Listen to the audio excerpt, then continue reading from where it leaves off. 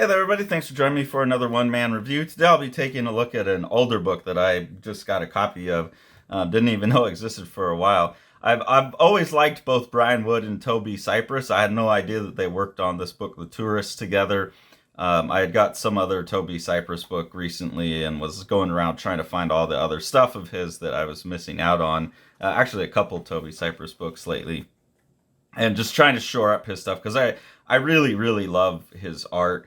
A real true, as you can see here, ink slinger that's really using dry brushes and stamps and tones and washes, but also has a very fun, abstract style. But then some of the mark making, is like also really elegant within all of the chaotic stuff. So really, really like Toby Cypress's art. And yeah, I've always enjoyed Brian Wood's stories. I don't know what happened to him. I think he got Me Too'd and kicked out. Which is, I guess that's what's got to happen. But it's unfortunate that he hasn't been putting stuff out. I don't know what the situation there was, but I really like his writing. So happy to get this book. The story kind of fits like Brian Wood's typical interests, where there's some sort of like environmentalist tack to it. So what you have at the beginning is you have this girl, Samantha, or this woman and her son, Samantha. I don't have the woman's name. And then you have this other character, Moss, who seems to have been involved with them in some positive way, but now he's disappeared and they don't know where he's at. And then we're going back and learning a little bit about Moss. He's someone that's stolen money or stolen some things from a military source that he used to work at and has run away and is working on a oil rig out in Alaska and meets up with Samantha and her mom. Here you can see he's at the cafe coming in, and this is him coming in from town. He's got his loot there. He's actually like welded this loot to the one of the pylons that keeps the rig up, but here he's still got it. Really, really enjoy this panel where he's coming into the cafe, and you see the cafe from the outside. And then Toby Cypress uses the letters of the cafe to kind of piece this composition up into more parts and keep the focal point right on him talking to the waitress here. But you could just see Toby Cypress's wonderful art, combination of just a lot of different influences, all of which are, awesome influences that I really like.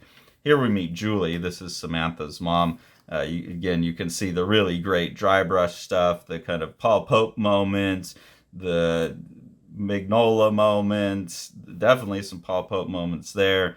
Some of the stranger abstractions in here, I see some Jamie Hewlett, Ashley Wood, a lot of different cool things. Even some of the old strip artists like Kniff and Raymond, to me, show up in this. But you see their flirtation here and just some of that really beautiful dry brush work going on, super expressive. Another page here. This is where I'm seeing more of like some of the influence of the older like strip artists that would have done like these kind of compositions, and the sense of, I don't know, just atmosphere, the sense of cold he's got over is done so well. Just love the art. So this is the Moss character. He's just out. Obviously he's being trailed. I really like this part here because this is something that I can relate to very much and I think is very well expressed. This woman's starting to learn, that something's going on, that she's trying to figure out what's going on in this guy's background. And he says, even though I was happy to get away and see the world a little, talking about traveling and getting around with the military and stuff, nothing's really like the place you grew up in, is it? Nothing feels like home that way you feel it really deep in your chest. That's all I want to feel, that sense of being home. That's what it is. I guess that feeling of being somewhere safe and where you're loved. I've been traveling for a long time, Julie. Sometimes it feels like I'll never get home again. And I find that to be very deep and powerful. As someone who grew up in a very stable home, for the first 18, 20 years of my life. And then from there, left home, got married, and probably moved 15 times in 10 years after that, and have been moving around, playing the life of the artist, trying to get the full-time job.